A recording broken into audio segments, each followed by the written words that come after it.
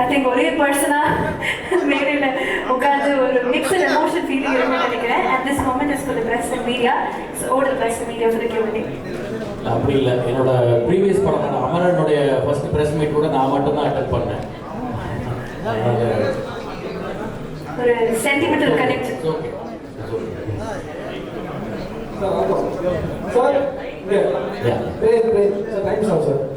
Sir, இந்த படங்கள்லாம் நண்பன் அமரன் அதாவது கதைக்கு சிமிலராக ஒரு இதுவாக வந்து கனெக்ட் ஆகும். இந்த படத்துக்கு ஏன் ஓம் அப்படின்னு கைப்பிடிச்சு? எவ்ரிதிங் பிகின்ஸ் வித் ஓம் அப்படின்னு நான் நம்புகிறேன், நினைக்கிறேன். அண்ட் இதுக்கு வந்து கதைக்கும் இந்த சொல்லுக்கும் ரொம்ப தொடர்புகள் வேறு வேறு லெவல்ஸில் இருக்குது, வேறு வேறு லேயர்ஸில் இருக்குது. அடுத்தது இதை பற்றி தொடர்ந்து அடுத்தடுத்த டீசர்ஸ் கொடுக்கும்போது it's too early to explain the title நினைக்கிறேன். அடுத்தடுத்த டீசர்ஸ் அண்ட் அடுத்தடுத்த மெட்டீரியல்ஸ் வரும்போது you will have the answers. Sir, இங்கே ஏற்கனவே கன்னடத்தில் உபேந்திரா நடிச்சு ஓமோன்னு ஒரு படம் வந்து மிகப்பெரிய ஹிட்டு. இன்றைக்கும் அது ரசிகர்கள் மத்தியில் இருக்குது. அதே டைட்டிலை யூஸ் பண்ணுறதுக்கு எனி ரீசன் சார்? இல்லை சார், இது வந்து இந்த படத்துக்கும் இந்த கதைக்குமான சூழலுக்கு ரொம்ப பொருத்தமான ஒரு வார்த்தையாக இருக்குது. இப்போ நிறைய டைட்டில்ஸ் ரிப்பீட் ஆகுது. இப்போ நம்ம ஏற்கனவே பண்ண படம் கூட அது முன்னாடி 90s ஏர்லியராக வந்த கார்த்திக் சாருடைய படம் தான். நம்ம பண்ணது மட்டும் இல்லை, மற்ற ஃபில்ம் மேக்கர்ஸ் பண்ணுற படமும் love today are many films, even Dhanush சாரோட நிறைய படங்கள் கூட பழைய படங்களுடைய டைட்டில்ஸை ரிப்பீட் பண்ணியிருக்கு. பட் இது வந்து ஏதோ ஒரு சென்சேஷனுக்காக வைக்கப்பட்ட ஒரு டைட்டில் இல்லை. இந்த கதைக்கும் நான் ஒவ்வொரு முறையும் கதையோட தலைப்பை எழுதிட்டு அப்புறம் தான் ஸ்க்ரீன் பிளே எழுதுவேன்.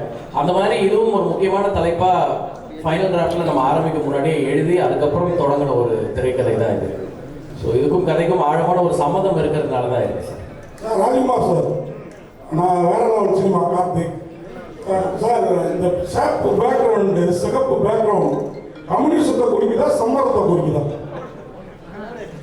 இல்லை சார், அதுவே வந்து எழுத்தா என்னன்னு விவரிச்சிருக்கு. அதில் வந்து சாப்டர் 1 உதிரம் த பிளட் வுட் அப்படின்னு இந்த ஓம்ங்கிற படத்துக்குள்ள இந்த பார்ட் 1, அதாவது சாப்டர் 1 அப்படிங்கிறது உதிரம் த பிளட் வுட் அப்படின்னு இருக்கு.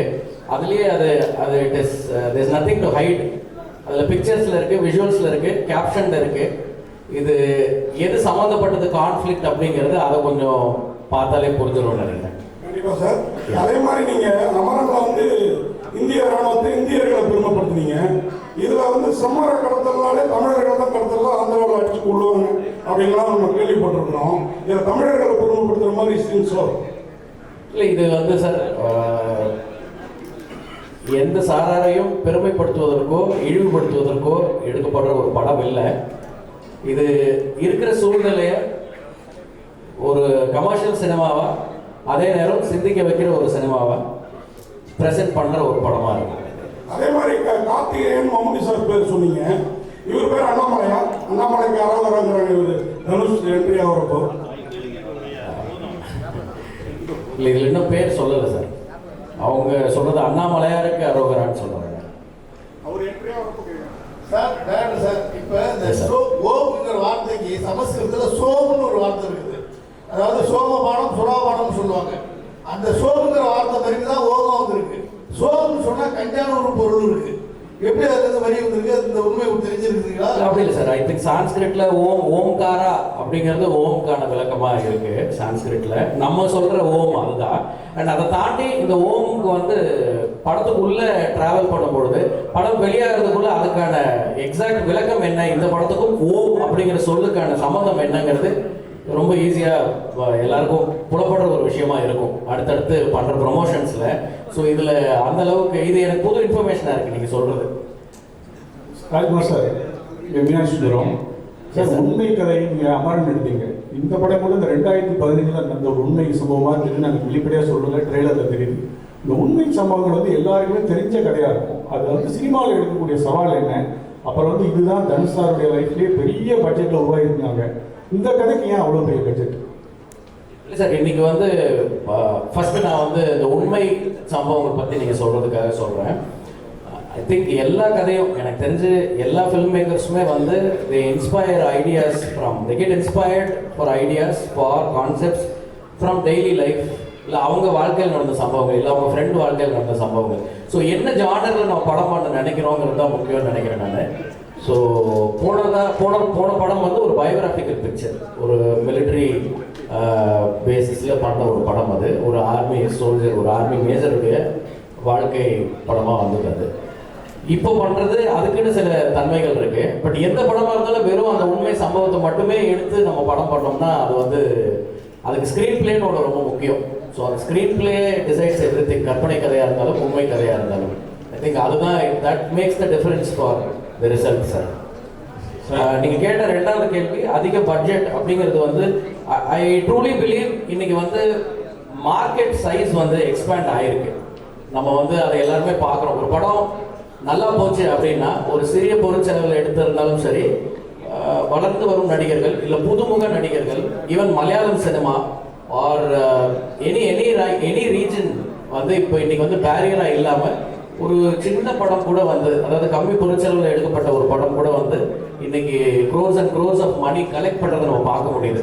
ஸோ அதுக்கு காரணம் வந்து ஆடியன்ஸ் இன்னைக்கு வந்து எல்லாராலையும் எல்லா இடத்துக்கும் போய் ரீச் பண்ணிட முடியுது. அதனால் பட்ஜெட் அப்படிங்கிறது அந்த படத்தோட கதைக்கு தேவையான ஒரு விஷயமா இருக்கு. அண்ட் அதில் அது ஒரு பெரிய குழு சேர்ந்த படமாகவும் இருக்கு.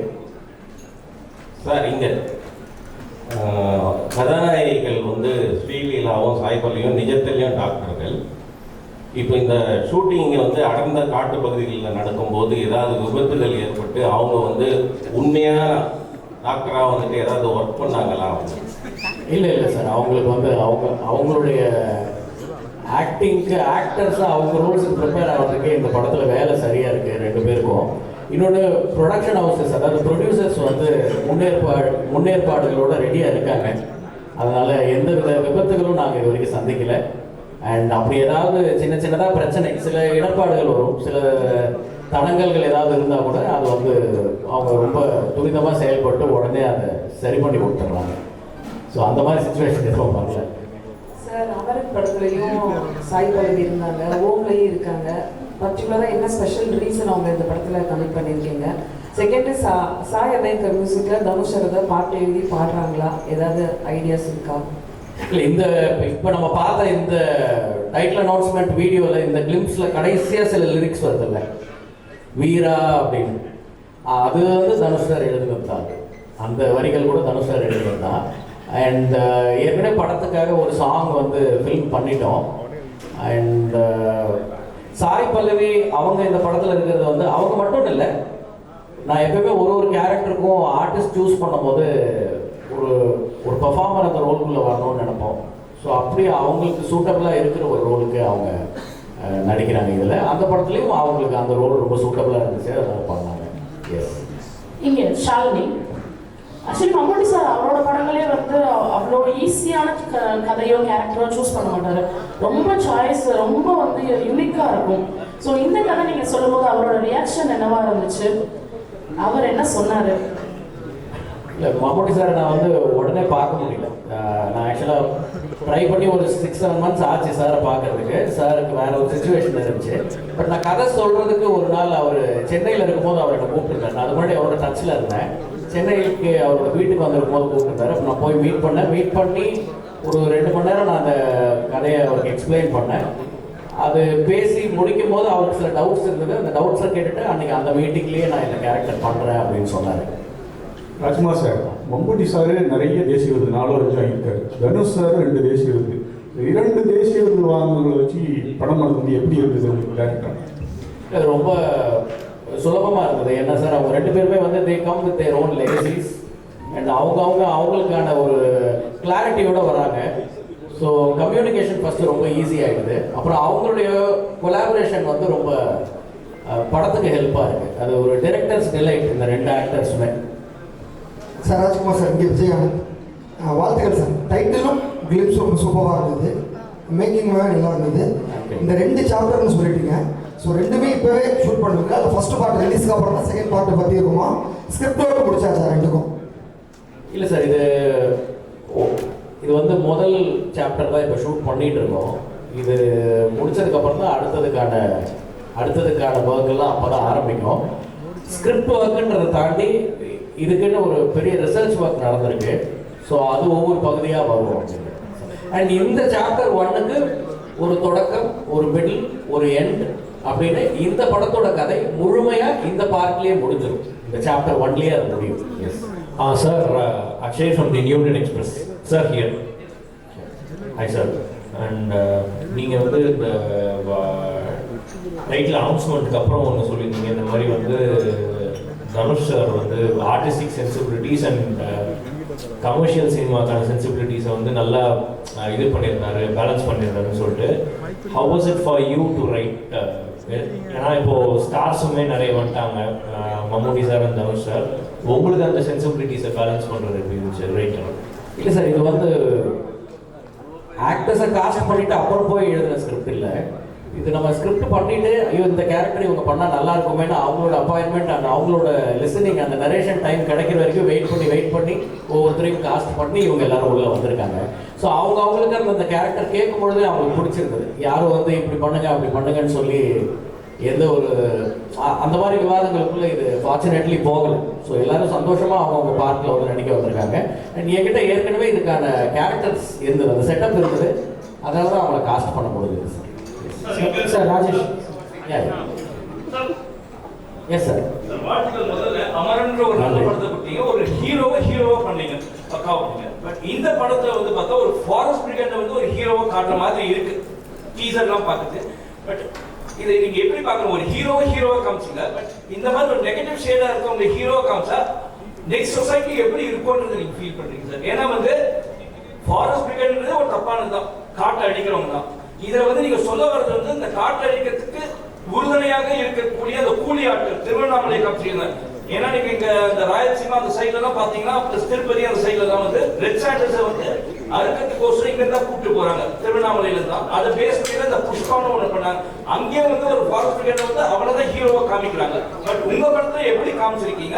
இதுல வந்து அதை தான் வந்து நீங்க முக்கியத்துவம் காட்டுறீங்களா? அதான் சார், இது வந்து இப்போ நீங்கள் படத்தில் பார்த்தது வந்து ஒரு காட்சி. அந்த காட்சியை வச்சு ஹீரோவுடைய கேரக்டர் என்ன, இதில் நம்ம என்ன சொல்ல வரோம் அப்படின்னு ஒவ்வொருத்தருக்கும் ஒரு பெர்ஸ்பெக்டிவ் தோணும். மேபி அந்த டிஸ்கஷன்ஸை ஓப்பன் பண்ணுறதுக்கு தான் நம்ம ஒரு வீடியோ கொடுக்குறோம். ஸோ உங்கள் பார்வையில் அது அப்படி இருக்குது. பட் இதை தாண்டி படத்தில் நிறைய விஷயம் இருக்குது, அது வரும்பொழுது அதெல்லாம் ஜஸ்டிஃபை பண்ணணும்னு நினைக்கிறேன். சார் ராஜ்குமார் சார், ஆக்சுவலாக உங்களோட ஃபஸ்ட்டு படம் ரிலீஸ் ஆகி ஆல்மோஸ்ட் 9 இயர்ஸ் ஆயிடுச்சு. ஸோ இப்போ நீங்கள் மோஸ்ட்லி 3 ஃபிலிம்ஸ் தான் பண்ணியிருக்கீங்க.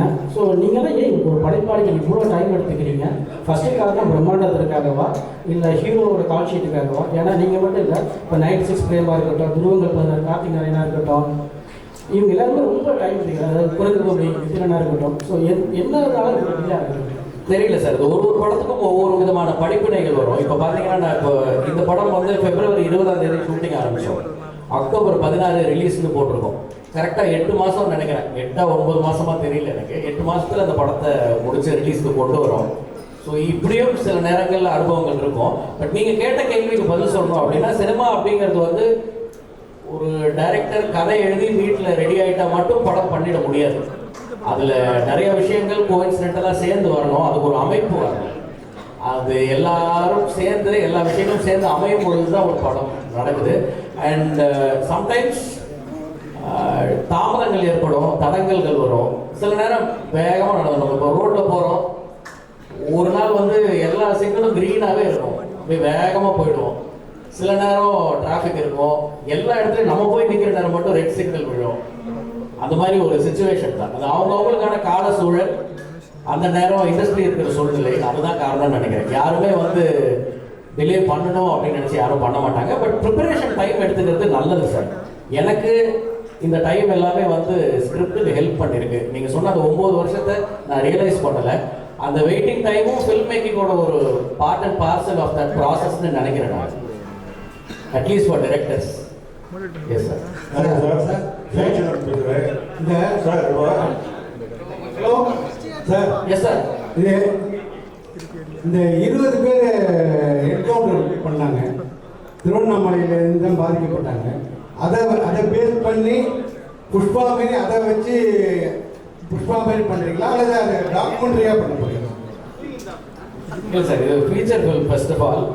அண்ட் சார் வேறு சில படங்கள் அது வந்து ஒரு படம் அப்படின்றது வந்து ஒரு டாபிக் எடுத்து பண்ணியிருந்தா அந்த படம் வந்து நம்ம நினைவில் ஒரு விதத்தில் இருக்கும். இது வந்து எனக்கு ரொம்ப நாளாக நினைவில் இருக்கிற சில நிகழ்வுகளை, சில நிதர்சனங்களை மையமாக வச்சு அதுக்கு மேலே நிறைய எலிமெண்ட்ஸ் வச்சு நிறைய ரிசர்ச் பண்ணி உருவாக்கி இருக்கிற ஒரு திரைக்கதை. ஸோ இதுக்கும் வேறு எந்த படங்களுக்கும் சம்மந்தம் இல்லைன்னு நினைக்கிறேன் நான். அண்ட் நீங்கள் குறிப்பிட்ட அந்த பர்டிகுலர் சம்பவம் இதில் இருக்குன்னு சொல்ல முடியாது, பட் ஒரு இன்ஸ்பிரேஷனாக அந்த தாட் இருந்திருக்கு கண்டிப்பாக. சார் ஜெயச்சந்திரன் பேசுகிறேன் சார். தனுஷ் சார் வந்து இப்போ ஹிந்தி படங்கள்லாம் நடிச்சு வெற்றி படங்கள்லாம் இருக்குது. இது வந்து அவர் நடிக்கிற பெரிய பட்ஜெட் படம் அப்படின்னு சொல்லிட்டு சொல்கிறீங்க. அப்படி இருக்கும்போது இது ஒரு பேர் இண்டியா படமாக நீங்கள் உருவாக்கலாம் இல்லையா? அதுவும் இல்லாமல் ஸ்டார் காஸ்ட் வந்து மம்முட்டி, தனுஷ் சார் 2 பேர் மட்டும் தான் தெரியுது. மற்ற லாங்குவேஜுக்கெல்லாம் போகும்போது அங்கே உள்ள ஆர்டிஸ்ட்டு, ஃபேமஸான ஆர்டிஸ்ட்லாம் தேவைப்படும். அந்த மாதிரி ஏதாவது ஐடியாஸ் எதனா இருக்கா சார்? இல்லை சார், ஐ திங்க் ஒரு ஸ்கிரிப்ட் ரூட்டடாக அந்த தன்மைக்கு ஏற்ப இன்னைக்கு வந்து நம்ம அந்த ஸ்கிரிப்டுக்கு உண்மையாக கரெக்டாக பண்ணாலே பேன் இண்டியா மட்டும் இல்லை, ஐ திங்க் நம்ம எல்லா உலகத்தில் இருக்கிற எல்லாரையுமே இப்போ ரீச் பண்ணிட முடியுது. வெறும் காஸ்டிங்கில் மட்டும் அது நிகழாது. அதுக்கான கதையும் கேரக்டரும் அவங்களுக்கான ஒரு அந்த பார்ட் வந்து ரொம்ப ஸ்ட்ராங்காக இருந்தால் மட்டும்தான் அவங்களும் உள்ளே வருவாங்க. வெறும் டெக்கரேஷனுக்காக இதில் யாரையுமே நம்ம சேர்க்கலை. அப்படி சேர்க்கறதுல எனக்கு விருப்பமும் இல்லை. Yes sir. Correct sir. Balan இங்கே இப்போ ஒவ்வொரு படமும் உங்களுக்கு ஒரு படிப்பணிகள் சொன்னீங்க இல்லையா? நம்ம ரங்கூனாக இருக்கட்டும், இல்லை அமரனாக இருக்கட்டும், இந்த படமாக இருக்கட்டும், 3 படத்துலையும் 3 ஹீரோக்கள்கிட்ட நிறைய அனுபவம் இருக்கும். அதை பற்றி என்ன சொல்லுங்கள்? 3 ஹீரோக்கள்கிட்டையும் கிடைச்ச படிப்பனை அனுபவம் தான் சொல்லுங்கள் சார். அனுபவம் அப்படின்றது வந்து நாட் ஜஸ்ட் வித் ஹீரோஸ், நம்ம ஒர்க் பண்ணுற ப்ரொடியூசர்ஸ் கிட்ட இருக்கும், கூட ஒர்க் பண்ணுற அசிஸ்டன்ட் டைரக்டர்ஸ் கிட்ட இருக்கும்.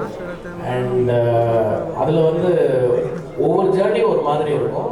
It's a collaborative process. முதல் படத்தில் எனக்கு கௌதம் கார்த்திக் நடித்தார். அவர் இப்போ வரைக்கும் எனக்கு இப்போ நம்ம இங்கே உட்காந்து இந்த டீசர் நீங்கள் இங்கே பார்த்துட்டு இருக்கும்போது ஆல்ரெடி ஆன்லைனில் ரிலீஸ் ஆகிடுச்சு.